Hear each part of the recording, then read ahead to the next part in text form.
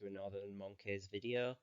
This is an ongoing series where we interview members of the community and kind of get their ideas on why they love their faction so much. It's a very personal thing to players in Warhammer, and why and how they ended up with a certain faction that just resonates with them. I think it's a big part of the hobby, and it's good to dig into people and a nice way to discuss the lore as well. I learned a lot about Night Lords recording this, and I hope you will too. A warning as well, this discusses themes of suicide and sexual assault because, Warhammer can be grimdark at the end of the day. So as you sit there in your Ave Dominus Nox hat that you had made for yourself, you've really got some justifying to do here, Sam. The word bearers I was on board with, they're cool. These guys, unrepentant losers. That's just how you see them. Yeah, it is. And that's just definitely how they are. Yeah, so let's get into it then. How do you get into the Night Lords? Well, similarly with the word bearers, it was again a book. It was Soul Hunter, but this time rather than like with the Horus Heresy, I'd sort of started at the beginning, gone through, got literally got all the way to First Heretic, and be like, oh, these guys are cool. Soul Hunter was on for like £2.99 on Audible one day. Oh yeah, it was just like hey, book. Wow. The most expensive $2.99 purchase a man has ever made, potentially there then. Yes. And I listened to them while I'm at work, being a gardener, and I remember very vividly listening to like one of the coolest scenes of Talos just like ripping some random innocent apart because he looked at him wrong, kind of thing, in the absolute tipping down rain while I was cutting a hedge. Yeah. And I was just like, these guys are cool. Yeah. Yeah, just the bit of a weird contrast of sat in the green countryside. Yeah, listening to murder. And is that, so this is the thing, the Night Lords, like explain at a core in 40k what they are as like a legion. They are the Emperor's sanctioned terrorists. Well, they were. They were, yeah, in 30k, Emperor's sanctioned terrorists. They were meant to sow terror, sort of get planets ready for conquest from other legions that were more powerful to come in, sort of destabilize everything. Yeah. Sometimes they'd even just send one legionary to a world if they deemed it was alright, and they'd kind of just, as we'll talk about Kurz later on, they'd kind of he'd just pretend to be Kurz. He'd be like Space Batman going around, just like, and I guess sowing chaos. Some worlds that the Imperium would encounter, like one legionary was pretty much, they were at like a feudal tech level. Exactly. He'd be like the boogeyman. Yeah, he'd be Batman and the Predator and Alien all like spit into one. Yeah. Exactly. That's cool. And then just before the Horus Heresy broke out, the Emperor was actually like about to sanction them for how like terrorists they were being. How bad it was whoa. Like, let's pedal this terrorism back a little bit. Like, it's all well and good, like, blowing some stuff up and sowing chaos, but you're wearing people's skin, guys. Yeah. Like, as you can see in the picture there, the guy is, like, he's got, like, a tabard of human flesh. He's got, like, skulls and finger bones hanging from him. He took the drip, literally, I think. Like, he's probably not even been tanned. I don't know. That's not much worse than a Black Templar. That's true. But anyway, so they're this, and now they're in 40k. They're traitors. Yeah. And they are pirates in my kind of weird vibe. Pretty much. They're like vampire, pirate. Yeah. Torture. Corsairs almost. Yeah. So they don't, most of them, and again with everything 40k, they leave this up to your own interpretation. Yeah. Night Lords as a whole, generally not big fans of chaos. No. Okay. Don't really like. A lot of them will, if they start to get mutations, will like cut that limb off. Oh wow! Okay. Like it's very Iron Warriors-y in that sense. Yeah, I guess so. So they don't like to deal with anyone that's like got. Yeah, like they don't like possession. They prefer to hang out with like the Red Corsairs or the Iron Warriors. Exactly. They're like some of them will like succumb to like Khorne and stuff, and like maybe do prayers to him before battle. Like there's one in the Soul Hunter book. Is it Zal? Or something like that. I forget his name, but whichever one it is. He like they're like going down in a drop pod, and he's there going like Khorne, skulls, and the rest of them are like shut up. That's quite funny. And so they'll have the odd banter. Yeah, they'll have like the odd like worship. Because I'd have thought like in a weird way they almost look like they could have been Slaaneish's second pick for a legion. I could see that, to be But fair. they I could don't, definitely see that. I haven't really thought about that before. They don't really have that like demonic No, they don't tend to. No. Like there are like demon princes that are Yeah. Night Lords, and there are like possessed Night Lords, but it tends to like the general Legion don't particularly like again going back to the word bearers a moment in First Heretic. There's Sure. a moment where Kurz saves Lorgar, Okay. and he looks at the Galvorbak Yeah. coming towards him. They're possessed, and he says, "You are the basest cur. You are rancid in your corruption," and then Yeah. just leaves him. He's like, he's bleeding out on the ground. He's like, "I've saved you from this bit, but now I've seen that. No, Wow. you're having no more help from me." I think he even says that. I think he says something along the lines of like, "I will leave you to die next time." Damn. You like, Even though- he's like, "You weakling coward." Even though he himself is a psyker to some extreme degree, but I guess back then there was a difference between being a psyker and being a warp witch kind of thing. True. Yeah, Okay.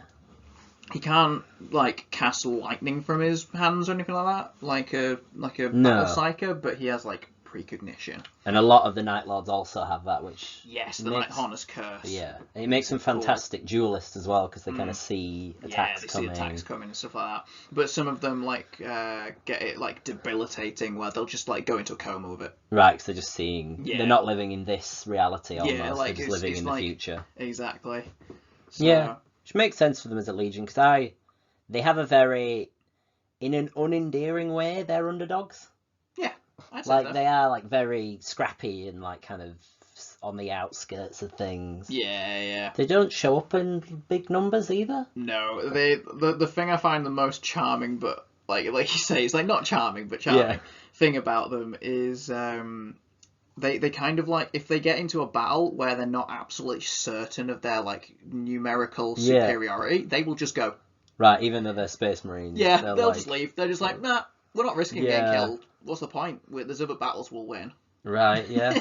There's in Soul Hunter, they're like making their way through like a Genesis chapter ship with a couple of Red Corsairs Right. in Terminator armor, and the Terminators are walking down the corridor, and they are literally standing in their profile to Right. not get shot. And the Corsairs like, "Fight, you cowards!" And they're literally just going, just huddling laughing along. along the Vox comms. Oh dear. And then they get to the end of the corridor, and I think there's like there's something like a captain of the Genesis chapter or Yeah. something, and the like Red Corsairs turn around and they're just running in the other direction. They're just like, wow. we'll find a better strategic point. We're not just going to fight you on this corridor because you've got a Thunderhammer and we don't. So we're gonna Wow. literally just run.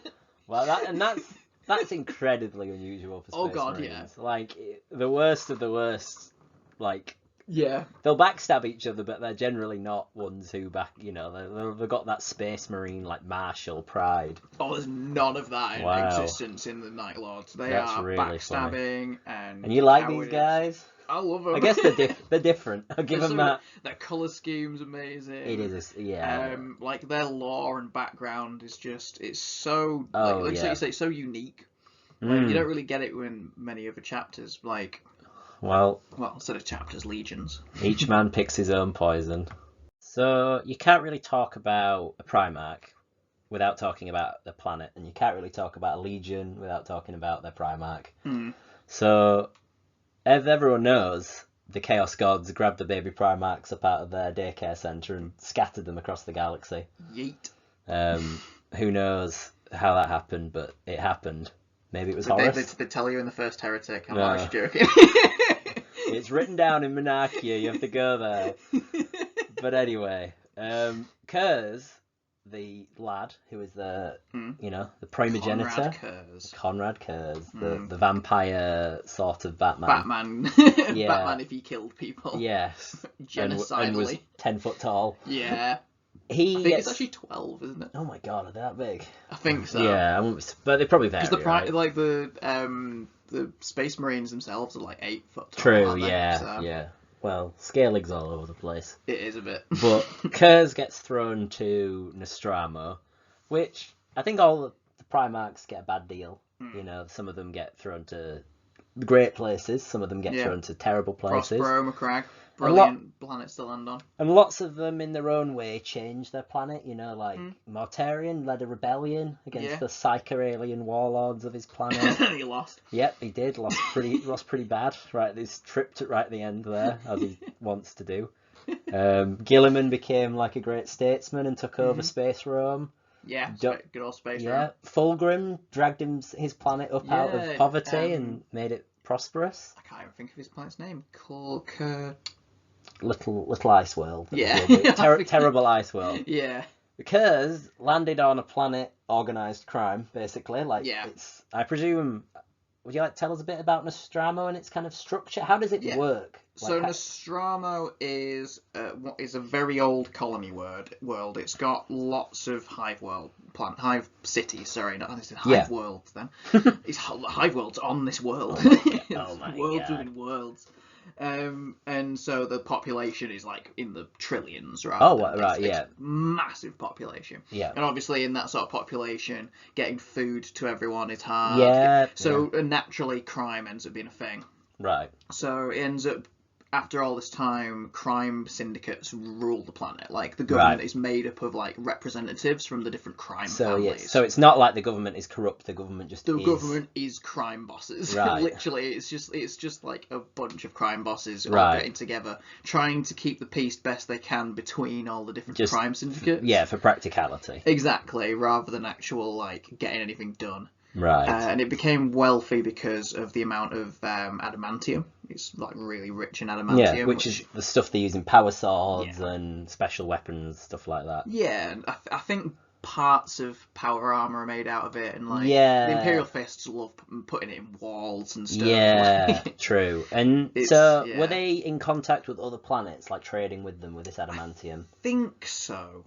I think they were. The second Kurz was found, the Mechanicum were just like, oh, right. They were like, we're having this, and Kurz was like, I don't care, like just there's no crime here anymore because I've sorted that. So just carry on, and then. And so he does. He very nobly, Conrad Kurz lands as like a little baby, right? Yeah. Comes out of his pod. Very cool point of note, which again comes from the First Heretic. There's a lot in that book. They see a vision of all the Primarchs landing on their worlds, right? And like the first moments, right? Kurz is the only one that leaves his pod with a shiv he's made from his pod, right? As a baby, right? Because someone is trying to kill him in his pod. No, he just literally emerges crying his eyes out with his hand bleeding with a shiv in his hand. Probably, and because he's like a baby. And so. Kurz has the Night Haunter's curse, I suppose, in his own way, and he probably saw that he probably got out of his pod and got attacked by someone, so he made himself a shiv. He does say in multiple books that like people tried to eat him, right? Because he was. I don't know whether or not that's like accurate though, because like I say, they're not. Well, it's not exactly like a cannibal world. I guess there were cannibals though. Yeah, I mean, if you're that desperate for food, I guess maybe you'd eat a giant pale baby. Yeah, I mean, it is also canon that Conrad Kurz has eaten multiple people when he was like a child on Nostromo. He's bulking. And like crows and stuff. So maybe he is a combo of Alien, Predator, and Batman. Maybe, yeah. Maybe. And so, but that's what he does. He becomes Batman for Nostromo, and so does he just like literally jump rooftop to rooftop, killing anyone who he sees committing a crime? Anyone that commits a crime, he stops them. But for a while, he gets like a little group of people together, and he makes like a little Justice League almost. Oh, like, that's other cute. People agree with him. Sounds good. It sounds good. How does it go terribly wrong? He's sort of got to the point where they're about to themselves peacefully overthrow the planet. Okay. And then the Night Haunter's curse kicks in. Right. And he sees his like second, right, the guy that's helping him. His best bro. He sees in his mind's eye his friend pull a knife and stab him in the back when he turns. Oh. And without contemplating it, he reflexly turns around and with his like really sharp like claw like nails just rips the dude's throat out in one motion. Doesn't ask him anything. Just out of the nowhere kills him. And then once his mate's bled out, he then searches the body and finds he never had a knife on him. Right. And so, but the Night Haunter's curse is seeing the worst possible futures. But it's not even. But it isn't possible because the guy never had a knife. Exactly. It's really strange how it works. Like maybe he pulled it off of Kurz. Like maybe he took Kurz's knife, but it never specifies that in the book. It literally says he sees him pull a knife, stab him in the back. Kurz turns, rips his throat out, and then searches the body to find no knife. Wow, that's So it's he's just completely his foresight was just fully wrong. right, but sometimes it's right, I assume. Sometimes it is right. Yeah, sometimes it is right. He saw the Horus Heresy happening. That sucks. When he's found on his home planet, who is it that there's definitely Magnus. Oh, Magnus again. Magnus is there. I can't remember. Lorgar, I think's there when he's the Emperor show up. The Emperor's there as cool. well, Oh. and Dawn. That's it. Okay. So they're the Primarchs and the Emperor that find him. Quite the band. He shakes their hands when they arrive and sees their futures as he's shaking their hands. He sees Dawn being ripped apart by a bunch of murderers on a corridor and just his hand landing. Right. He sees Magnus enormous and on a world full of sorcerers. Okay. He sees what does he see for Lorgar? For Lorgar, I think he sees Lorgar just with horns reading books and stuff like that, and then he sees the Emperor dead on a throne, and he's just like, okay. I think he touches the Emperor. He doesn't see anything. He just starts to try and claw his own eyes out. Okay, that's a good first impression. And I think Dawn backhands him to stop him. He's not subtle. He just cracks him. He's just snap out of it, you crazy man. So, cool point of note as well. Alfarius is actually pretending to be a Night Lord in the crowd. Okay. He did that for a lot of the things.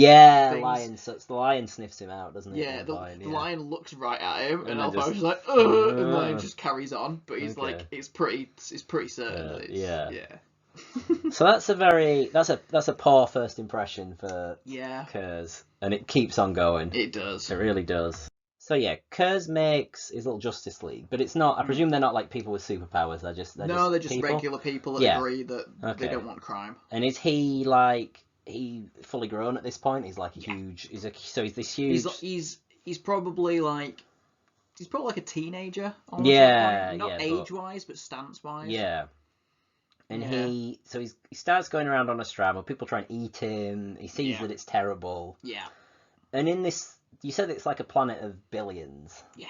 And I think it might even be trillions. So so many people? How does he on his own? Because you said he makes this Justice League, but then he kills this guy he kills them, I assume, or they disband. Yeah, I think after he kills that guy, they all just disband. Run away. Yeah, I'd run away. That's fair. So how does he police on his own this massive planet? It's very vague. He does just kind of run around dealing with criminals as and when, but then he eventually gets to the point that he's become this urban myth where people are so scared of the retribution that he brings. Right. He literally does the whole "I am vengeance." Yeah. Does he go on national television and he hijacks Vox networks and stuff like that. I'm always watching. He has televised his flaying of people to be this guy has been evading his taxes. Oh, really? So he takes out all the big crime bosses, I assume, at first. Weirdly not. No. He kind of starts at the little guys and works his way up and eventually does literally jump through the roof of a meeting of all the big people. Right. And it pretty much describes his cape going out like a bat. It's fully bat. They're not trying anything here. It's Batman. Yeah, there's a particular scene in Batman Year One where he does exactly that to all the crime bosses in Gotham. Yeah, it's just that. Yeah, which is cool. And then I'm pretty sure I think he just kills them all. So he kills them all. And then, so people on the planet, I assume, sort of chill out, figure out more food trade, It actually kind of gets worse after that for a minute, because, all the guys who are actually controlling everything are killed. Yeah. And there's, a massive power vacuum. Okay. So it went from being, kind of organised chaos to just chaos. Right. And then he had to go around doing more killings that he probably wouldn't have done if he'd have been smart enough to think to himself, I should probably get these guys on my side. Yeah. By the time the Emperor comes, everything's all hunky-dory-ish. And so this leads us to this particular art is from a very famous image. It's some great community fan-done art. And so I presume everything's chilled out somehow. I presume it's vague about how it's chills very out. vague. They're just he did. And is he at the? So this is we'll talk about this scene, but before that, is he he's stopped all the murderers, he stopped all the like, the criminals, Rapists. everything like that. He really didn't like rapists. They were one he really didn't like. I don't know if there's a specific reason for that, but he really focused on rapists for a long time. Well, I mean, yeah, it's one of those.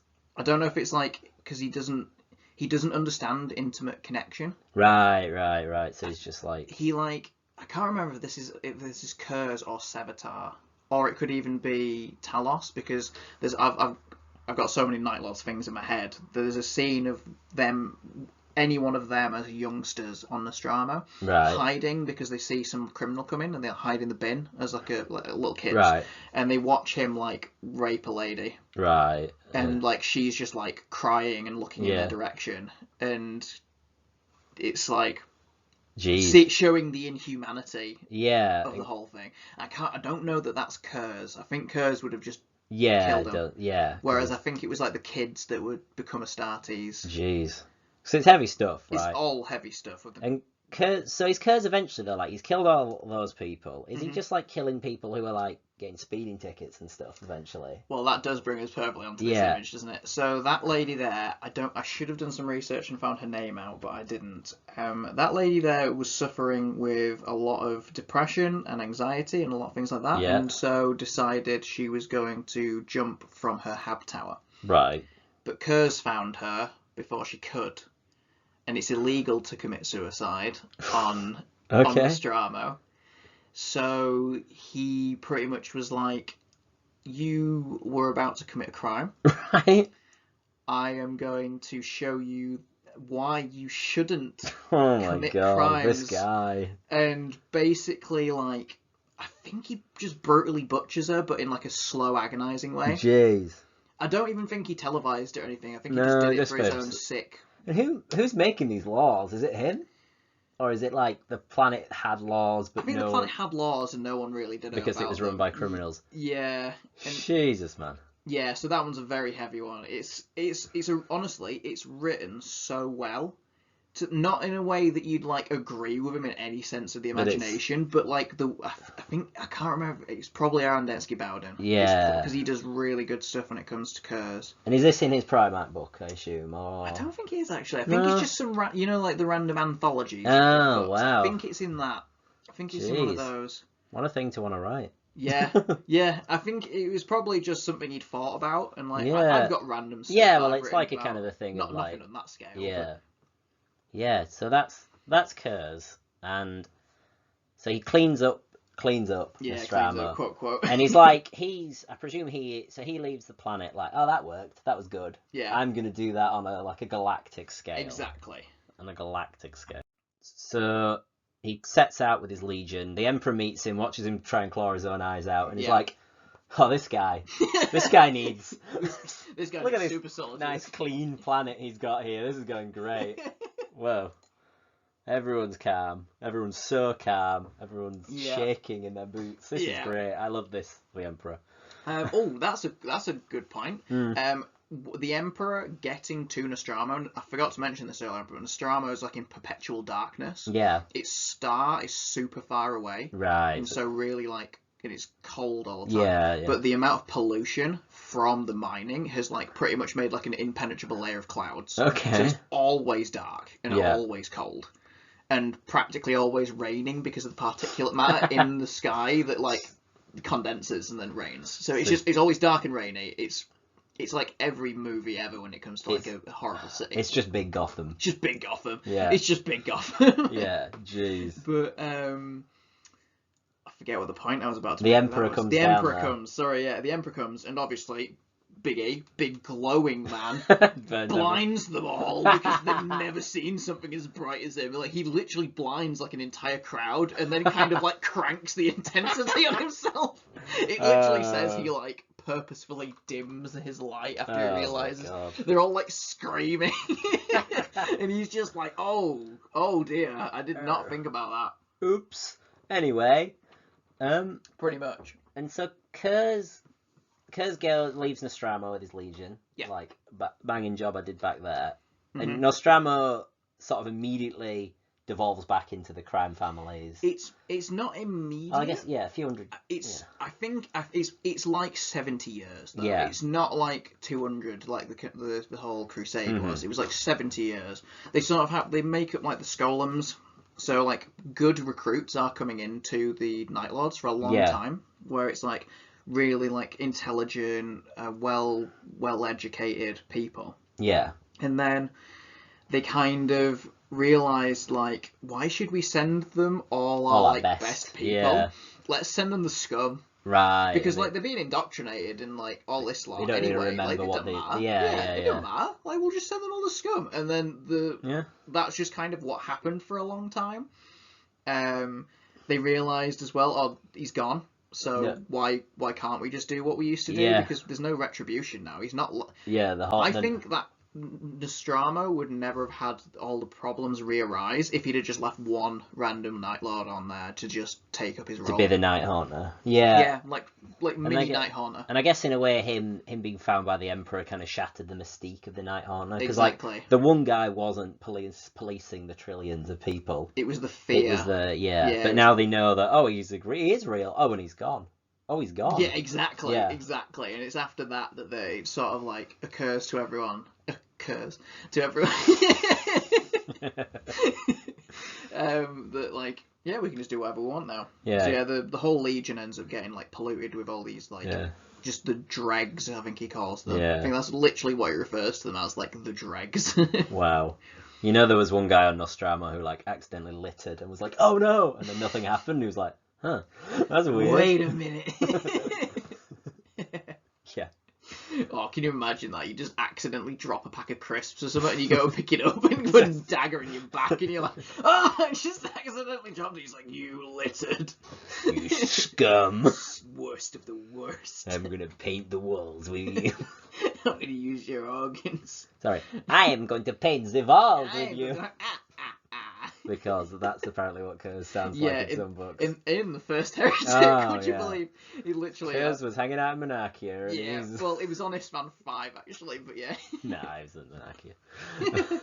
So, yeah, Nostromo bad. Did it make Kurz bad? Or was he just always going to be... Like, he came out of his pod with a shiv. Yeah. Kurz would have just landed on, like, just a not I that don't know where I'd awful. have put him to make him good. No, like, Like, none of the other... Like we were discussing earlier Val? on, like Lorgar, I think if he'd have landed on Macragge or Prospero, amazing. Yeah, good stuff. Prospero found his powers straight away, really harnessed them, Yeah, learned his purpose. learning. Good. Yeah. Macragge like became like a just and honourable person. Yeah. Awesome. Kurz, I don't know what he'd have done on even Yeah. on Macragge, like which seems like the best world to land on. Well, yeah. I mean, even if it had landed on like one of the other worlds that were like Dawn, that was like very barren, or even one where people were more people and less. Yeah. Like he'd almost do better in like a low culture, like those. Few, Yeah, true. Like imagine if he landed on like Nocturne with his like pasty white skin. Maybe he should have landed on Kimura and just died. Yeah, maybe. But yeah, so yeah, Kurz, is he just the worst? Like the worst Primarch, like in terms of how he was always going to turn out evil, like no matter what. I mean, Perturabo didn't have too much good going on for his No. like seeing like the Eye of Terror every time he shut his Yeah. eyes, and then Angron getting his butcher's Well, nails yeah, but handed. Angron- But I guess yeah, if he that's- wouldn't have landed on Yeah, New exactly. Syria, which I just find hilarious that they the thing. called it New Syria practically. Yeah. It's New Syria, but to me it sounds it's a bit. Yeah, New well, Syria. well, it's 40k naming convention, isn't it? Yeah, They raid the land for things. they do, and then they get annoyed when other people do the same. Indeed. So, what's the verdict? The 'Cause- verdict. I think Kurz was always destined to be not the best Primarch, No. but yeah, I don't know that Nostramo did it to him. It definitely Oh, yeah. baked in the worst Yeah, aspects yeah. of him, but I don't think it was just Nostramo. So, tell us a bit about the Night Lords and their exploits. Once they get off the worst planet in the galaxy, Yeah. what do they get up to? So they travelled a lot in like smaller groups. Right. I think at the height they were only between like 70 and 80,000 Oh, Marines. so yeah. They were a small legion on the smaller side. Yeah, that's like a third of like Ultramarines or Word Yeah, Bearers, exactly. isn't it? Yeah. Exactly. So they went about milling about doing their thing. They kind of sent like sometimes they'd just send one legionary, sometimes they'd send like a demi company. It was very rare they'd send even like a full company to a world. Yeah, which is like 1,000. Yeah. Yeah. It'd be like 500 Marines maximum, which obviously is a lot of Marines. Yeah, really. yeah. But for 30k standards, it's not a lot of Marines. No. And they'd do terror tactics. They'd like there's one story which is just incredible from 30k where they took a world without stepping foot on it. Right, just like they got to this planet that they took had ships in orbit. And they pretty much brought in their fleet. The enemy fleet said go away, and they pretended they'd gone away, but instead what they did was they sent a load of boarding torpedoes at one of the ships. Okay. Got on there quick enough to like shut them all up about it happening. Right. And then on the victory parade the ships did, they came into low orbit to like celebrate their victory, and they threw the flayed crew members out of the ship, raining them on the entire planet while broadcasting give up. Right, Jesus. And that's just like their way of doing things, I guess. Is Yeah, just pretty that.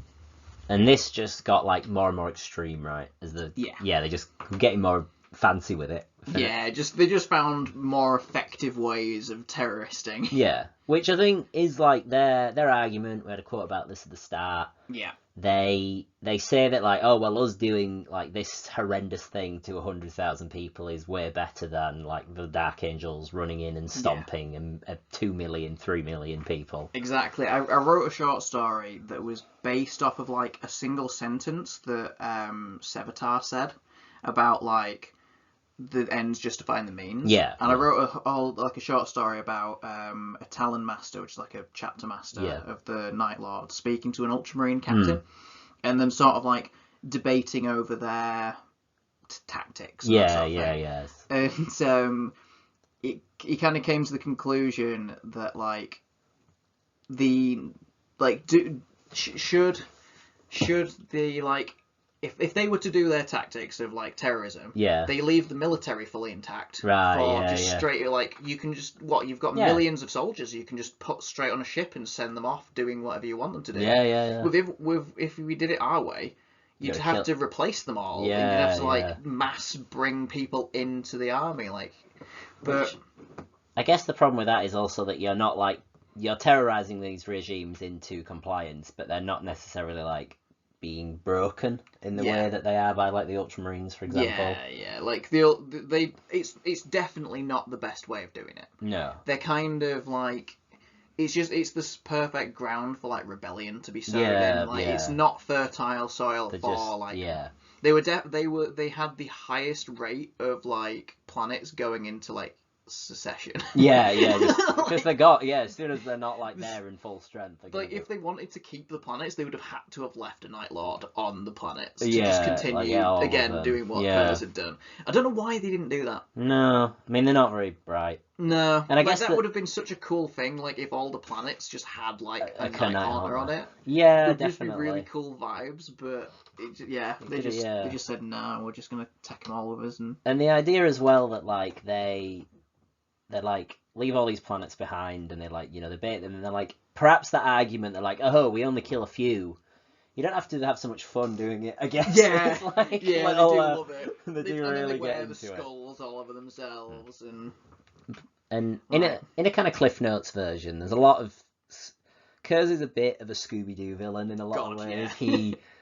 You were telling me about the Emperor statue that he makes. Oh god, so after the heresy breaks out and he joins Horus, he's captured, right? He gets captured by Lionel Johnson, but this is later. Yeah, I think this is later. Yeah, I think this is later because he makes a new planet because they blow up Nostromo For being evil. for being evil. They go to Nostromo and they're like, F you guys, and just like nuke them to smithereens. Yeah. But it takes them like a day longer than they expected because of the amount of adamantium the planet is made out of. Oh. It takes a lot more warheads than they'd thought. That's quite interesting. And it's really cool because they didn't want to. A lot of them didn't want to. They were doing it because they were ordered to. And some ships were just like, no, we're not going to blow up Nostromo. And Sevatar, the first captain, teleported ship to ship, beating up anyone that said no until they started firing. Wow, yeah. Just with the first company, That's just not dying good. around ships. It's basically just doing the exact same thing. That, Yeah. just beating people into Exactly, lines. and it literally says that in one part of it where they're like, some of the ships that hadn't fired yet but also hadn't been visited yet started firing because they were like, oh god, Sevatar's gonna come and beat me up. Sevatar. Sevatar. And so after that, they blow up their own planet. They turn heretic at this point, Yes, kind of. turned heretic. And they end up getting in. What was the name of the crusade? Framas Crusade. And so they decide this hit and run legion. It was Horus that ordered it. Right. Horus was like, the Dark Angels are off in the Framas sector. Right. If they break from that sector now, they will make it back to Terra before we can get to Terra. We need you to keep him in the Framas sector. Right. And I think it only lasted 3 years before the line broke through. Like he did it really quickly. Like relative to like a legion fighting a legion. Yeah, exactly. Yeah. Like it took a long time for the Lion to even hear about the heresy. Yeah, because he was purposefully sent out there by Exactly. Horus. Yeah. So I don't even know what they were fighting. I can't remember what they were fighting. But he sent them out there, and then the Night Lords actually like got there and were like, "Hi, Lion," and they were like, "Hey," and they sort of milled about for a bit, and then they turned on them, and it like sowed even more confusion. Right, but I guess even with the element of surprise, they were just like no match for the Dark. The Dark Angels. The Dark Angels were like, "Oh, let's just." Clearly, these guys have turned evil, and we didn't like them really to begin with. No issue with killing them. That's really so they funny. just opened the vaults of their like exterminatus grade weapons, and were just like, start blasting. Bye. Jeez. And did the Lion and Curse get to have their WrestleMania 1v1? It's such a good fight. Right. It's in the Angel of Caliban, I think it's called, the book, and they duke it out, and it's described really well in the like Kurz fights like a murderer, right, whereas he fights like a warrior, right, like a knight, and it's just a really cool fight. But in the end, they're both mortally wounded and have to get taken away by their guys. Oh, okay. Kerr's way worse. Kerr just like gets like impaled on his sword like 3 times, whereas he like rips part of his throat and face off with his claws. Impales him a couple of times. And Kurz can like kind of see the future, can't he? So he knows. He kind of. I guess that's why he's marshally a match for the Lion for so long. Yeah, exactly. You can like perceive what's going to happen, and he normally perceives the worst thing, which is again when you're fighting the Lion, definitely what's going to happen. Getting killed. Yeah. Yeah. I guess he saw himself die hundreds of times during that fight. Because it took him that many tries to sort of work out the way to parry and where to dive back, and like he watched himself die hundreds of times while fighting his brother, and he's like foaming at the mouth while fighting because he's just like going mad. Can you imagine like? Yeah, it'd be like. I guess it's for us. It's like the equivalent of being like stuck in a cage with like an MMA fighter and being like, figure out how to beat this guy. You've got infinite tries. It'll take a while. It's gonna take ages, but it's also happening in real time. While you're having to fight a dude whose reaction time is on the nanosecond. Yeah. Like it describes him like swinging his sword, and like just before it's about to hit, he'll like go like that and like dip down and weave back up again. Jeez. And the Kurz has to kind of like work out where to put his claws to deflect that. Jesus. He's like going in the like laser grid in the Resident Evil like thing. Exactly. And like the thing is it's the Lion. He knows that Kurz has that gift, so he's making it even more difficult. Really making it obvious he's going for an upward swing and then like nipping down for a low swing really last second to like just mess with his like future sight as much as he can. Damn. It's a really, really good fight, and like I say, they both end up like really badly wounded, and I think even Sevatar ends up fighting what's the Lion's like? It's not Luther. It's not Luther. Luther's on the what's it? He's It's back like, on Caliban. yeah. Oh, it's annoying. So while the Primarchs are having a fight, the first captains are also having they're a fight. duking, God. duking it out. Mini me, get him. Yeah, it's not. It's not the first captain. It's like just it's another name that Dark Angel is like really popular. I can't think of his name. Yeah, they lose. Yeah, they lose a lot of chapter masters, don't they? Those Dark Angels in like Pride. Yeah, But yeah, definitely. I mean, it's a cool thing, I guess. It speaks to Kurz that like he actually can fight. Like not many Primarchs could probably fight. But like Gilliman, I think he's up there as like one of the best fighters. but he's like a complete like scumbag and doesn't want to fight either. Like anyone, he like how does he end up fighting the lion? Does he get trapped in there, or is he like actually trying to kill him? I think he's actually trying to kill him. Wow. I think he thinks he can kill the lion. Okay. I think what it is it gets to the point in the Framas Crusade where the lion kind of like does a feint where he's pretending that it's going to be like a small amount of ships, right? And then the Night Lords, including the I forget the name of their main ship, the Gloriana class. Yeah, the Gloriana class one, big ship all the legions get. Yeah, I don't know why. The Nightshade, it's something like it's something like that. The Doom Dog. And they come in. Nightfall. That's it. The Nightfall. That's a good one. The Nightfall. I was like, I swear it's the name of a mission in Halo Reach. The one with June. R.I.P. Yeah.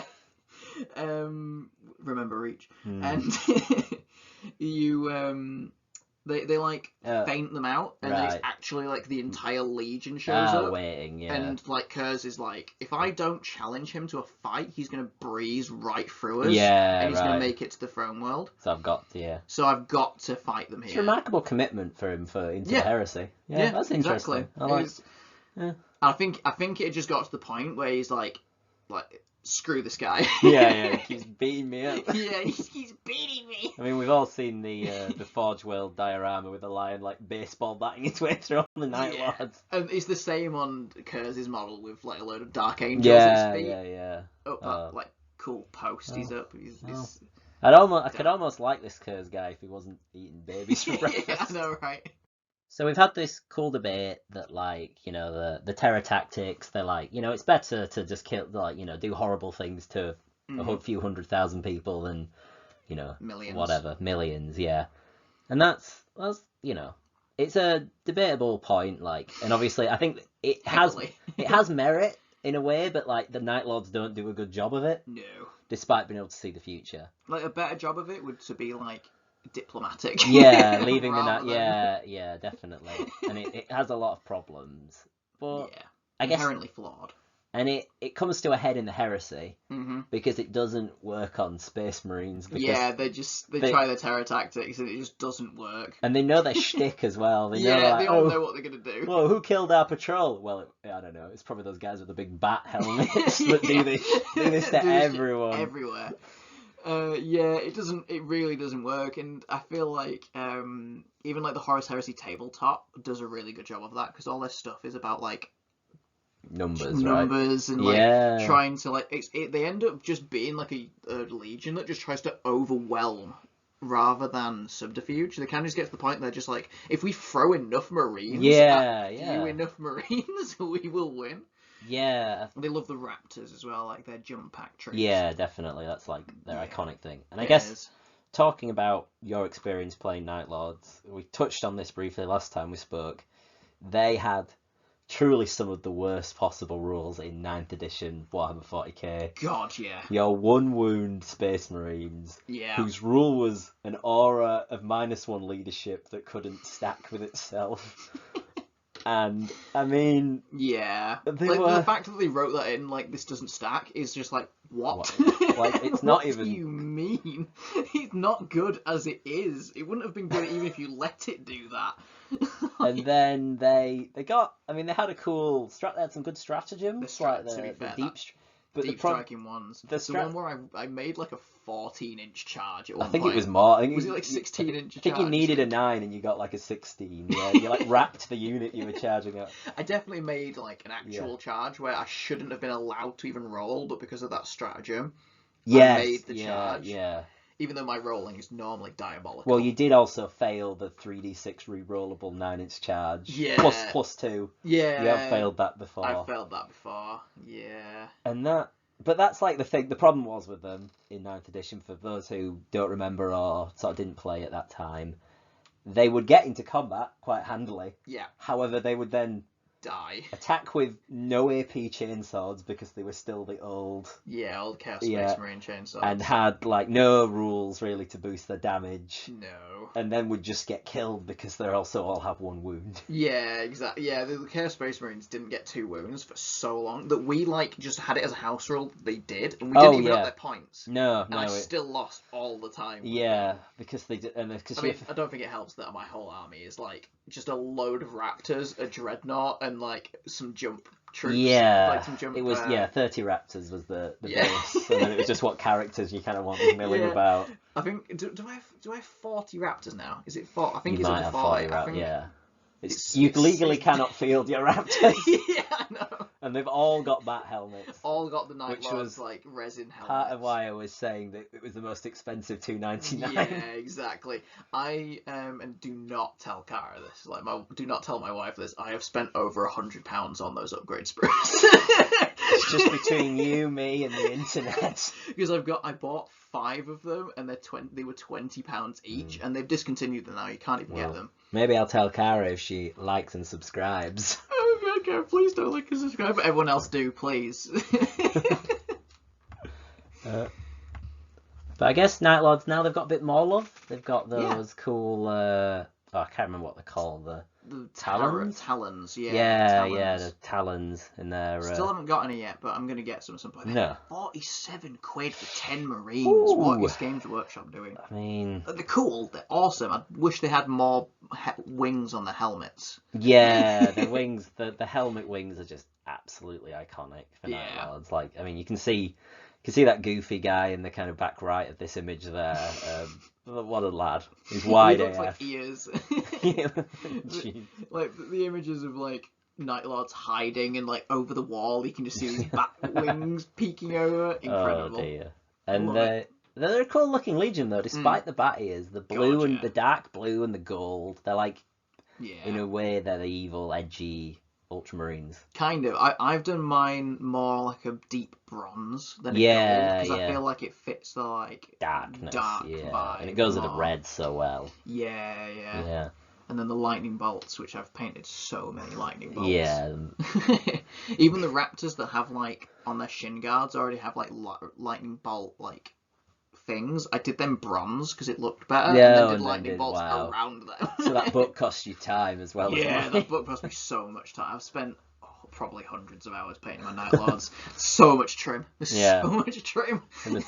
And as much time loading them back into the box because Yes, because they get killed they that get often. they get aura of -1 leadership, and they were playing against Iron Hands who got Devastator Doctrine all game long, and Yeah. all the Night Lord chapter tactics. Well, not Night Lord, the Iron Hands chapter tactics, and just all the different. Yeah, was Bolter that your Sons of discipline. Medusa at the time? Yeah, it was. Yeah, that was just tragic. Yeah, when a Redemptor Dreadnought could just sort of walk up and 1v1 1,000 points of Night Lords. Yeah. I think if I'd have fielded all my Night Lords, I don't think I'd have taken out your Redemptor. I really No. don't. Even though I had like melters in the Raptor units and stuff like that. Yeah, I just don't think they'd have done it.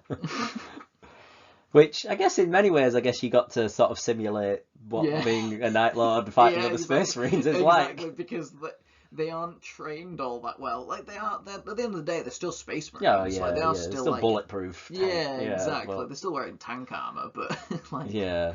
They yeah, just. some are just better than others, and Yeah. these definitely are the worst of the worst when it comes to like everything, practically. But some of the Night Lords are actually like the best. Mm. Like Sevatar, who's the first captain yeah. of the Night Lords. He's like. Did him and Kurz get on? Is Yeah, he- yeah.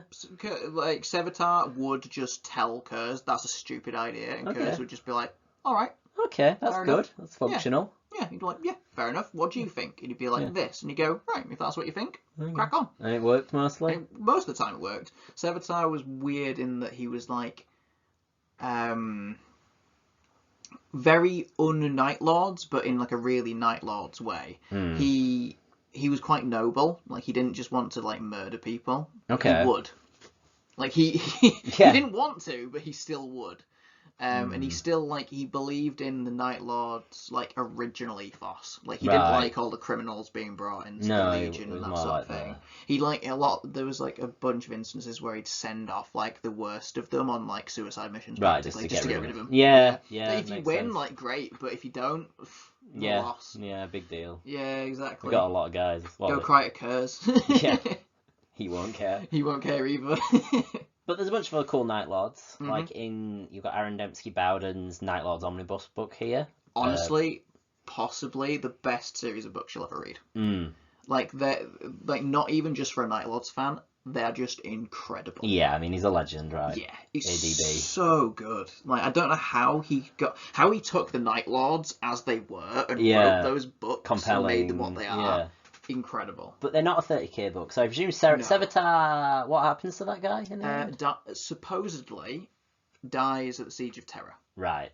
but unconfirmed. No one ever Right. finds Yeah. his body. Yeah, and he's like no a one super knows. psychodualist. Yeah. Yeah. So supposedly die like it's actually in the first of the omnibus Soul Hunter that Kurz is like on Seguelsa, which is like it dips back and forth between like 30k and 40k. Okay. A lot does the book. Yeah.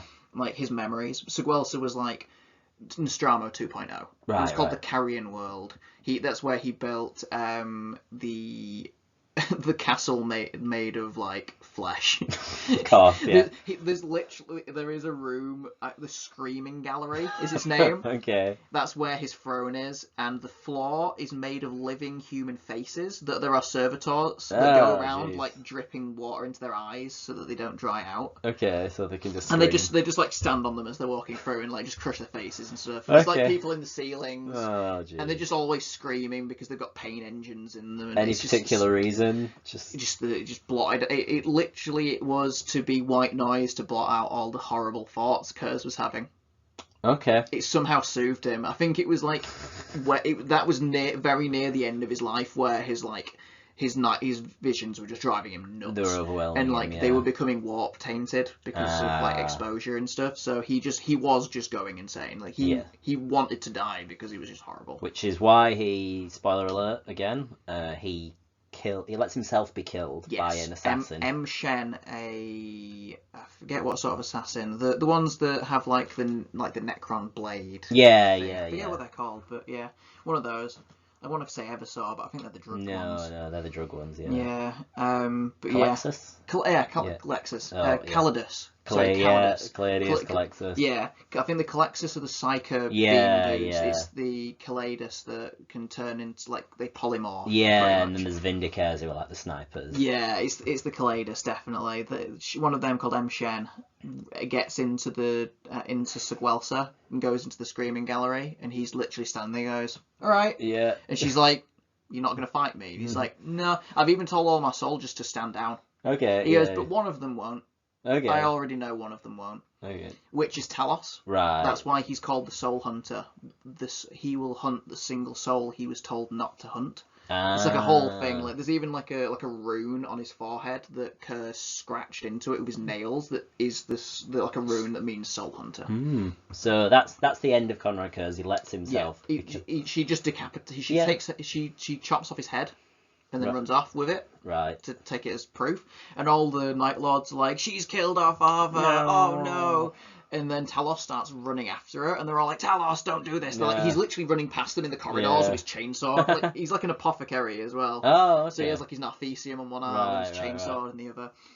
And then they like go into the Screaming Gallery, and they're like, "Wait, she's taken his crown. Like, he's still wearing his crown. She's taken one of our artifacts." Okay. And then they're like, "She's also taken some of his rings." Oh my god. Wait, no, kill that bitch. They literally were like, "Oh no, we want that stuff." Like, Oh my god. they don't care. So they all went in there to loot their dad's corpse. Exactly. Jeez.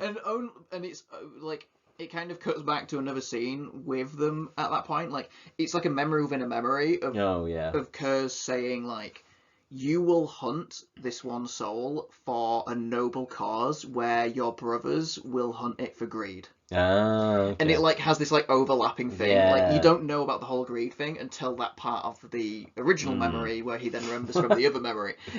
It's less confusing than it sounds when it's yeah. If you're reading the thing, yeah. And so And Talos yeah. kills her together. Talos kills her. Yeah, Nice. Talos kills her. She gets on her ship and he manages to board her ship before she gets away, and he kills her. And then I think he broadcasts like something to the Imperium, being like, "You might have killed him, but we're still out here. Right. And we're still gonna continue doing what we were doing. We're gonna wave our fists into the night." Yeah, because like only in death am I vindicated was like the whole thing with Kurz. Yeah. So he wanted people to know he was dead. It was like a really weird like. So Talos was like, "Yeah, you can have your last wish, Dad." Okay, interesting. And So then the what? Imperium know he's dead. Yeah, and they're glad, I guess. Yeah, he was definitely. literally a terror. Yeah. And then, so the Night Lords then proceed to, for the next 10,000 years.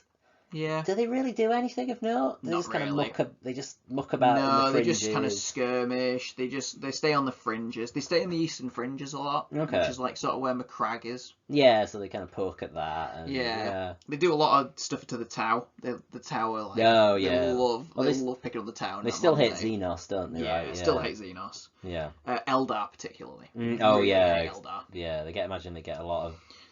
But the most recent thing, which happens in the last of the books, Voidstalker, is Decimus. Right, okay. So Decimus is a...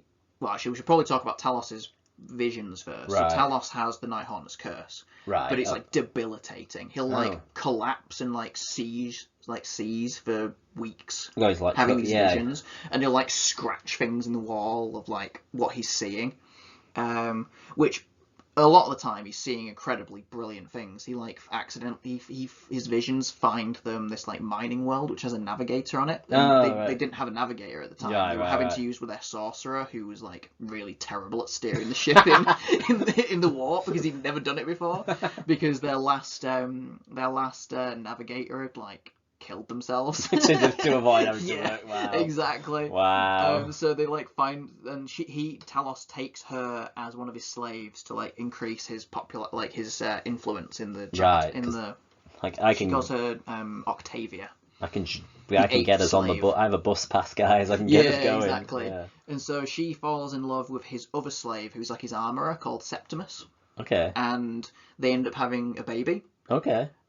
Who is part navigator, which is her. And when Talos dies, an ex-Red Corsairs apothecary, oh god, I can't think of his name now, but he's from the second book. He takes Talos's gene seed and puts it into this child. Cool. And so the navigator gene mixing with the Nighthaunt's curse makes like this incredible marine who can like see the future perfectly, and is always correct. It like fixes it. Yeah, it fixes it. It's perfect. Damn. And the book ends with pretty much all the Night Lords meeting in the Eye of Terror and being like, "This is our new leader. Let's go show the Imperium what we're made of." Give him his crown. Yeah, exactly. He's got Talos' sword, which is, I think it's called like Aquarius or something. I forget what it's like called. A Blood Angel sword. The Blood Angel's relic sword. Yeah. He's got like an amazing it's a combi bolter that used to belong to his old chapter master. I'm trying to think of what his name was. Terrible with names. Bad with names. They've all got silly like weird names, these guys. But I have a sad feeling that I think I know where this is going. How long ago did Voidstalker come out that ends with 2008 or like 2010. It's so like over a decade ago. Yeah. And there has been zero follow-up. Nothing. Oh no. Nothing. He didn't show up in Gathering Storm. Nope. Oh no. No, literally nothing has happened with Decimus, and it's such a cool storyline. It's so well done. So it's a 3-book storyline, pretty much leading up to this point. Yeah. By one of the best, most beloved, and it's just sat there for over a decade. Oh no! I know, it's so sad. Like they need to do something with it because it's incredible. Like he gets like some of the Atramentar together, who were some of Kurz's bodyguards. Oh right, so they've got some like Heresy era guys. Yeah, exactly. He has like the cool spooky Terminators, I imagine. Yeah. Really, really cool. And he also has like the guy whose bolter that is. His ex-captain, he's in a dreadnought, and he also has him on his side. Okay, so he's got like a lot of influence, and he has like Talos's armor, and a lot of them knew Talos. Does it put a number on how many Night Lords that show up here? It doesn't, but it says all of the remaining Night Lords. So it's gonna be tens of thousands. Yeah. I don't know how many. Yeah, I mean that sounds about. But then Yeah. having like a dude who can definitely see the perfect future. Yeah. I don't think they really were actually planning on doing much to the Imperium though. I think their plan was to like Ulfway. Oh, They okay. really don't like Ulfway. Because what's his face is always messing with them. Yeah. They're fast. Ulfran, Ulfway. Ulfway. Yeah. Yeah. Ulfran of Ulfway. But he also like Talos manages to like seriously injure one of the Phoenix Lords. Oh in the yeah, books. I think I vaguely remember they fight Jane Zar. That's it, Jane Zar. Yeah, the Banshee. Jane Zar, yeah. But it's so Night Lords in the way that they're fighting and he's losing. So Septimus, his little dude, like flies in with one of the Thunderhawks and just like guns at her till she goes into cover. Right. And while she's in cover, Talos just goes around to all the other guys and takes all their grenade bandoliers off of them. All the dead guys. Yeah, and all of the alive ones as well. Oh, okay. And he like straps them to his chest, Right. and then the second she like gets in combat with him, he just pulls all the pins at once, and then blows himself and her up. She doesn't die, but she's like super injured, and Talos is very dead. At this point in the lore, Phoenix Lords can only take 3 wounds per phase, and she survives.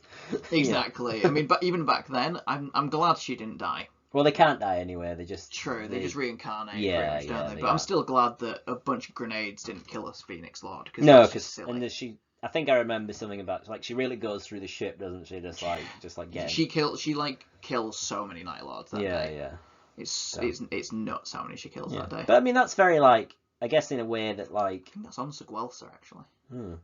But that's very self-sacrificing of Talos, right? Like obviously he probably could have tried to run away on the Thunderhawk or something, but He also just before that he'd actually told Septimus and Octavia they were free. He didn't own them anymore because he knew Octavia was pregnant and he knew that he'd seen it. He'd seen it that that his friend was going to turn their child into a Astartes, and he didn't want that for them. He was like, I care about you guys too much at this point to want that for you. Oh dear. He'd like gone through a lot at this point. Right. Like, but it happens anyway. He was being driven good by his visions. It was really strange how they were. Like, it was like the opposite of the Night Haunter. Yeah, I guess that's Which I guess is kind of like that's the point of making these guys a bit more like you can't just have them all being like that because if they were all evil, I wouldn't like them. Yeah. Like, so it sounds like a great trilogy. Good. Top recommendation. Honestly, anyone that, even if you don't particularly know anything about the Night Lords, if this is the first video you've ever seen about the Night Lords, it's so good, and the voice acting's amazing. Well, I can't think what the name of the guy is that does them. John French. John French. Yeah, that rings a bell to me, but I would not know. I'm not a book guy. I did those first 3 Horus Heresy books, and that's my time, man. I can't do any more. So from the cool, good, character-developed Night Lords to the bullet sponges that are the suffocating dark, which is your, I guess, like custom. You paint them very traditionally Night Lords, but they are a custom, part. I guess just as a part of the Legion. I call them a warband. Yeah, it tends to be what I call them. And this is like what obviously this is one of your main guys, the Count, who I think 3 games back to back charged into an Orc war boss. Killed him, he then fought on death and killed him back, and that was they would just kind of beat each other to death. Because he had some insane talon relic that was the black talons that they got rid of.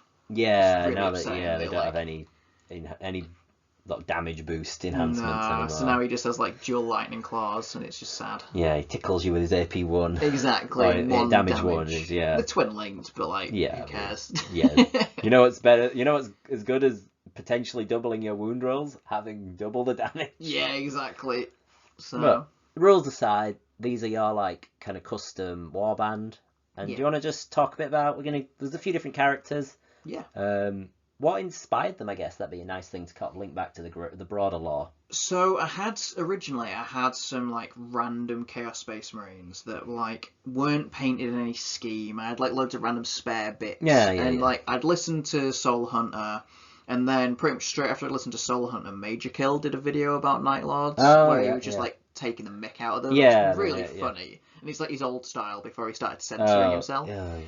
And it was just brilliant. And so I was like, Yeah, I'll paint this guy as a Night Lord. perfect storm of like. Yeah, exactly. And I painted him as a Night Lord. I thought this looks like a really cool scheme, And actually. it is. I mean, I Yeah. for a while, Crimson Fists was my thing. That like Course. blue and red looks. Yeah, Mm, it's just it's brilliant. Everything makes everything pop. yeah. And then I've got that mini that's on the screen is the Count, and that is an RTLW like resin. Yeah. It's brilliant. 'Cause It's such a good sculpt. For a while, the Jump Pack Chaos Lord was an option that everyone had, but it had like one terrible fine cast sculpt that looked. It was like a real. Was it even it was probably fine. Yeah, so I was gonna say, yeah. was it metal? But It was. It was originally, Yeah, but it was and it was a definitely really just a bad mini. Everyone used to really kit bad bash mini. their own because it's so easy to do. But you got this sweet. It's like, I mean, look at him. He's Nosferatu. He's incredible. Holding someone's spine. Yeah, literally. And I've done like a. You can't really see it on the picture, but it's like glossy with like fresh blood. Yeah, and, like, yeah. It's just coat grabbed on it. top of it. Yeah. That's nice to. And his cloak's made of like individual bits of skin Lots that he's of stitched bits, together. Yeah. All of his kills. Yeah, exactly. So for the Count as a character, he has the Night Haunter's curse. But he has it even more debilitatingly than Talos. Right. He will like seclude himself in his tower aboard the Flayed Cadaver, which is the Flayed Cadaver is it's a Jovian ship. I don't know if you know much about the whole. No. So Jovian being like the Jupiter. That class of ship. Because they have dockyards, don't they? Exactly. So Jupiter built some of the greatest ships in all of the Horus Heresy, and pretty much the Flayed Cadaver was a gift from the Night Haunter to the Count. Oh, so he's a 30k Marine. Yeah, he's a 30k Marine. He knew Kurz, and like when he gets told about Kurz having died, and he has a vision that lasts 10 years. Okay, so he just goes comatose. He just goes comatose. Which Space Marines can do, right? Yeah. They sort of activate. He splits between being comatose and just getting up and just breaking everything in the room and then dropping comatose again and then getting up and breaking everything in the room and dropping comatose again. So he's, I guess, you were inspired by that, like that worst part of the like Night Haunter's curse. That's like, it is debilitating. Exactly, and it kind of leads as well to a lot of infighting in my warband where they're like. They do the exact same thing that Nostromo did, where like, the Count's not about at the moment. Yeah, we can do whatever we want, and then he turns up, and they're all like, no. Which is cool because like one of the sweetest things about Space Marines is making the kit bashing up and making all the like sweet special characters, which is a great excuse to like as a hobby to have that like there's all these leaders because there's like every squad has like a leader who's trying to be in charge. Exactly. There's one of my favourite short stories I've written about the Count is he's been in comatose state for years. Yeah. They're on like they've just finished like gathering supplies at this planet, and like all the guys all the Marines are on the world like weird. We've just had like a communication from like the Flayed Cadaver that the Count wants us all to like rally and like get in martial order, and they're all like, why the hell would we do that? Yeah. And then one of them is just like, nah, he's been gone for so long, I don't care for him anymore. He gets in a Thunderraptor and starts flying off, and as he's flying off, they watch as the Count lands on the windscreen, smashes it open, chucks the dude at the floor, lands on top of him, and then is just like, anyone else disagree with me? And they're all like, nope. And he's like, right, cool. I'll carry on with what I was going to say to you all then. And then the Storm Raptor crashes in the background. Which is cool because like the Night Lords, I guess they have this curse, but they can be like hyper competent outside of that. Like, they are still a Space Marine. Like I do think the Count is quite competent when he's lucid enough to be, but he has this whole thing where he's seeing the worst futures. Yeah, and it's the same with Kurz, isn't it? Yeah, he's like hyper. Which a Space Marine Batman, like that's a crazy scary dude. The excuse for why I think he makes so many bad decisions in game, even though it's definitely me. Yeah. He has visions. But it's the visions, they're doing it. So these are a couple more of your guys, and I was just talking about this like the excuse to like kit bash, like looking at these guys, like I'm just trying to see like where are all these bits from. I can see like on Dryax here, there's like the old Space Marine backpack. There's like some Night Lords' shoulders, skulls.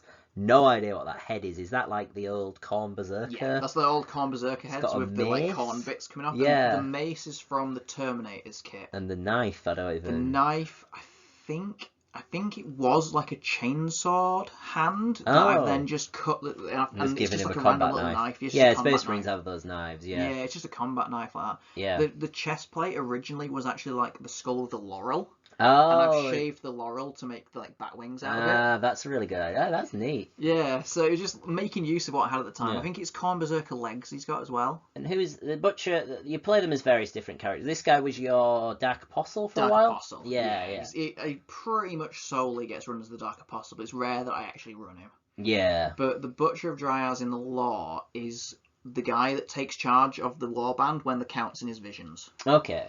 Throughout all the different ships they have, there's different like lords who infight with each other all the time. Yeah. But he's the dude that will just crack him over the back of the head with mace and say, fall in line. They have like a council called... I had the name then. Oh. God, why am I so bad with names tonight?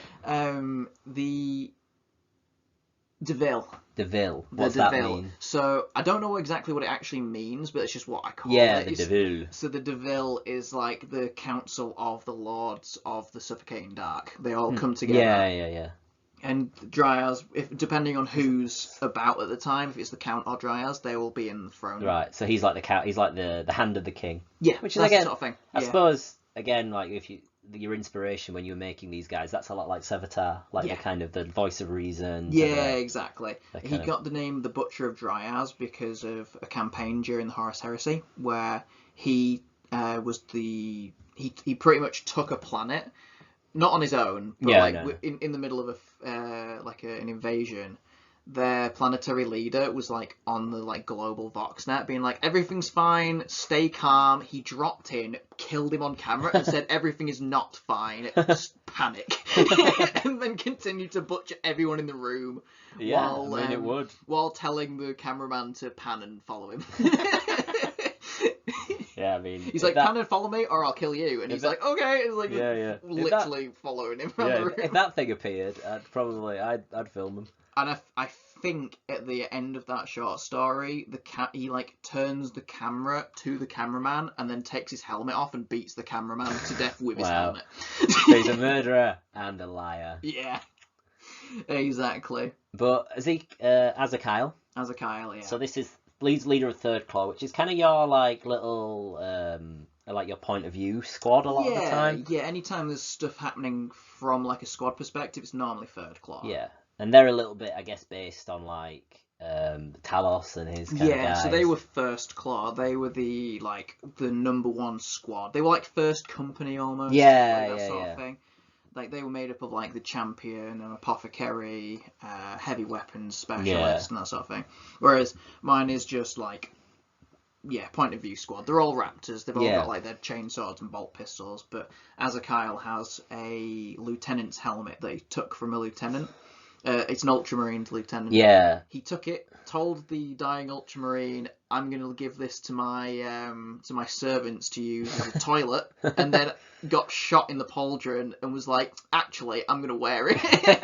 Because his helmet had been damaged before. Yeah. So then he's just kept it then, because it was just like, he's doing well. Oh, it's roomy in here. Yeah, exactly. Which I do like. Again, that's a cool thing that I love to do with Chaos Space Marines. Like, give them little Primaris bits, because they're like they're scavenging their war gear. They're gonna do it, aren't they? Yeah, they're gonna need to get it. And he leads he's often the guy who leads the charge out of Deep Strike. Yeah. Often. He always he's always the charge out of Deep Strike, dude. And he's always the one who he doesn't get killed. He jetpacks away. At the last second. He's normally the one that's like the only guy alive at the end of the game.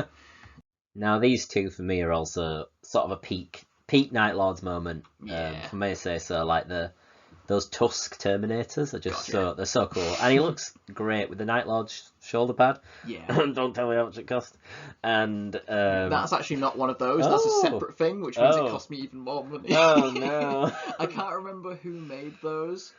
They're very cool, whoever made them. Yeah, I think it's Puppets War. War. Nobody Google how much they charge for those bad boys. It's inflation, I swear.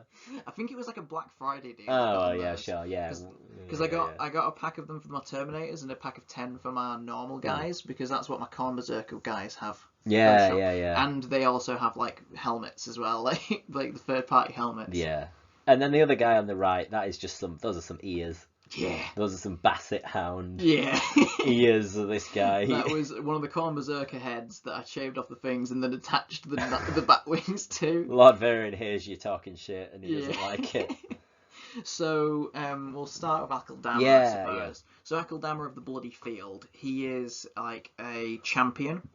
I run him alternately as like a champion of like a Terminator squad or as like a lord, like, you know. Yeah, I think in like 9th you could have like just somehow there was a rule that let you just have a lord running around on his own. Like, yeah. It's quite good.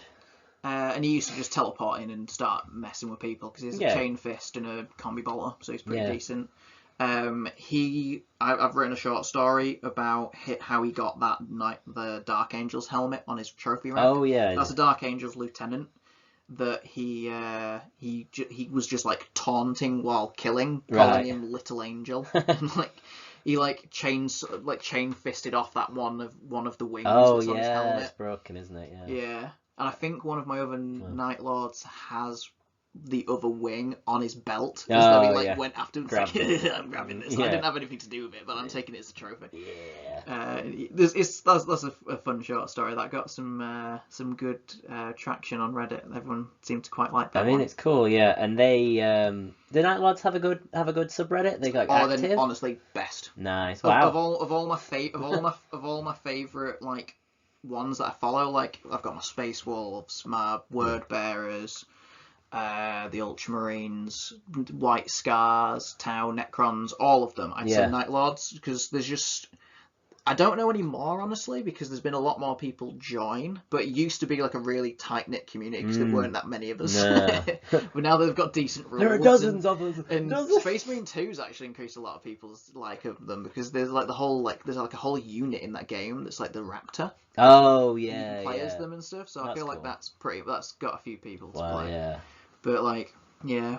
That's interesting, because like you'd think they would attract like the edgelords, and like there's definitely a lot of edgelords. There's definitely a lot of it. There's sometimes you get like I posted the debate between a Night Lord and an Ultramarine that we talked about earlier. Yeah. And I got like a reply that was like a full essay on why it makes no sense for them to be doing like this, like all this terror tactics. And then some guy replied with like, "Calm down, mate. This is like homebrew." And he was like, "What? This is homebrew?" I thought it was like a Black Library. Yeah, he literally thought I'd taken it out of like an Aaron Skip Bowden book, which is exactly what he said. And I was like, "Mate, that's the nicest thing you've ever said." Like, regardless of like this whole spiel you've said, I'm going to ignore that and just take your compliment here. But so a quick off the cuff question here. You might know, Akildama of the Bloody Field. Why is the field so bloody? Is it... honestly, I never wrote why he became of the Bloody Field.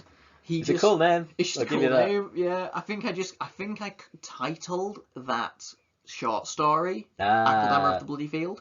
And then it's just stuck as his like pseudonym. Well, if anyone has any suggestions, chuck them in the comments. While you're liking and subscribing, you can leave a comment of where the Bloody Field comes from. Where does that Bloody Field come into? It's a really rough game of footy. Maybe. And so Lord Varon, he's your very teeny tiny Chaos Lord. Yeah, he's really small. His legs are like just putty, right? I presume. So his legs are Khorne Berserker legs. Oh, so the old Khorne Berserker legs. Jeez, yeah. But because in my lore he is on Istvan 5, and he gets hit full, like he gets not fully hit. What's like the word? Like glanced by a dreadnought plasma cannon. Right. And his whole left side is like melted. Yeah, you can see it kind of in the sculpt there. Yeah, so he's like the bottom of his leg there is like a claw it's like a full augmetic leg. Peg leg like a pirate. Yeah, I like it. There we go. And then his left arm as well is also augmetic. So I've got like one of the Primaris arms that is like a mechanical thing. Like, so he's got like the two bits you can sort of see see through between.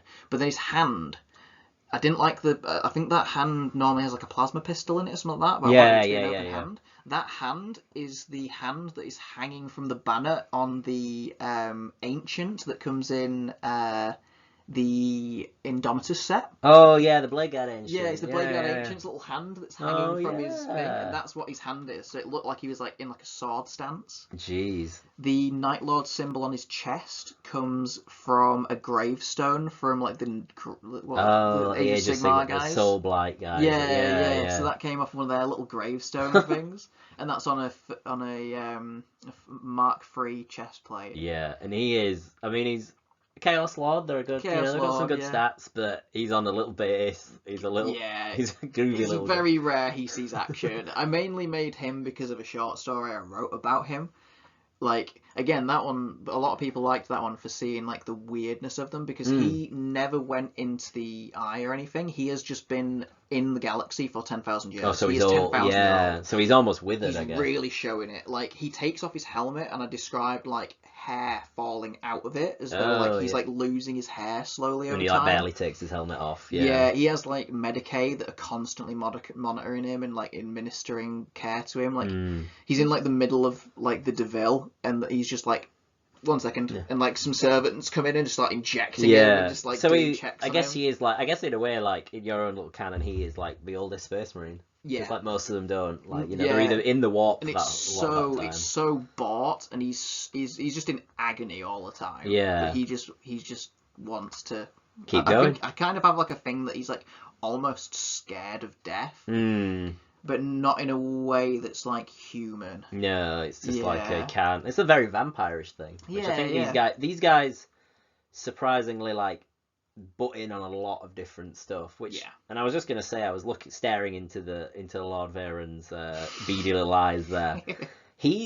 This to me is like what John Blanche would draw for a Night Lord. That kind of like is so decrepit and creepy, he's Nosferatu-y. But also very 40k and gothic and over the top. And yeah, I do love that model. I am very proud of that model. Yeah, it's a very cool, just like crazy looking model. Yeah, and the sword is actually got like the Night Lord's logo as the crossguard. That's again on the upgrade sprue, but I put it off of the arm. It was put normally it onto a new one, because it's actually meant to be in the left hand. Right. So you had to flip the hand. Yeah, because that makes sense. All the like the Butcher of Dryas, his shoulder pad where it's got like the multiple skulls on the logo. That's the arm that sword used to be on. I see. So, which is the coolest thing about Space Marines, just being able to chop and change. Yeah, just putting stuff like that's awesome. Yeah. So very cool, very cool. So yeah, like I just realised I start like everything with so yeah. Anyway, so yeah. I honestly like went into this with a very like my kind of perception of the Night Lords was always like, you know, they're still Space Marines, they're still cool. Yeah. Like, but like apart from the aesthetic, I was like, what a bunch of losers. They just bully people. They're like given the ultimate like leg up, and they still just punch down. Yeah, like they don't. Definitely. But I mean, talking about the Aaron Dempsey Bowden novels, those sound great. Like even just off this like brief skim reading of it, it's compelling. Yeah. And obviously, like I guess in one way it's cool to be like, oh yeah, Kurz can fight the lion. Like as well as any, like he's probably one of the premier duelists. Definitely, yeah. But at the same time, the fact that he messes about so much before doing that and won't really fight anyone is a bit. It still puts me off them, but definitely I have a higher appreciation for the Night Lords. Bro. And maybe my opinion of them was just like doused in the piles of raptors over the years that have stacked up on the tabletop. You've literally killed hundreds of raptors. Yeah, every Wednesday night for like a year, 30 raptors down the chute. So many dead raptors. Yeah.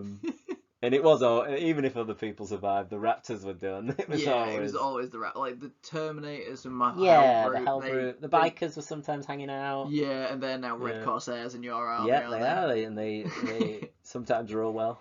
Yeah, but which I think is for Night Lords. I could see them in the like you said them and the Red Corsairs have worked together. Like didn't go very well from the sounds of it. It really doesn't. They backstab each other all the time. Yeah, they would do that. The second book is literally called Blood Reaver, which is the nickname for Huron. Right? Yeah, because it's the whole book is them like after the first book, kind of like eating it and then having to like crawl back to Huron and be like, "Can you help us fix our ship? We'll do some work for you." And he's like, "Yeah, whatever." And then they backstab him on that trip. Yeah. And he's just like, "I saw this coming." Yeah.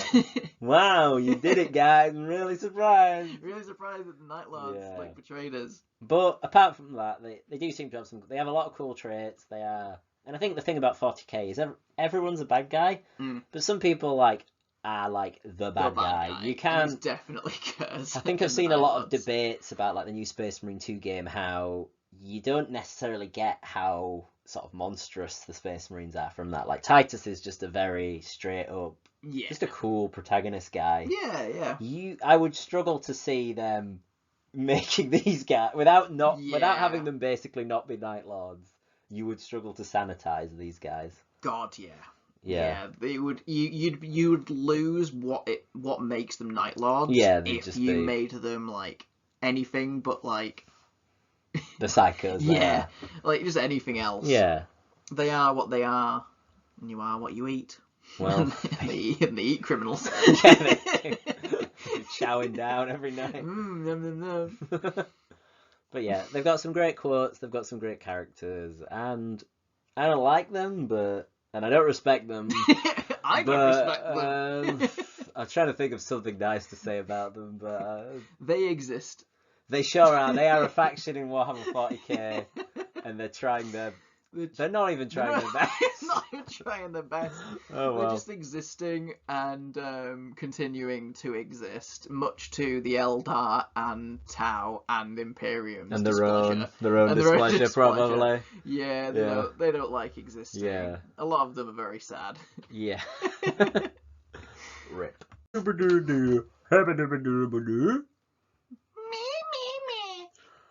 Graphic content warning. Yes, probably should be something like that.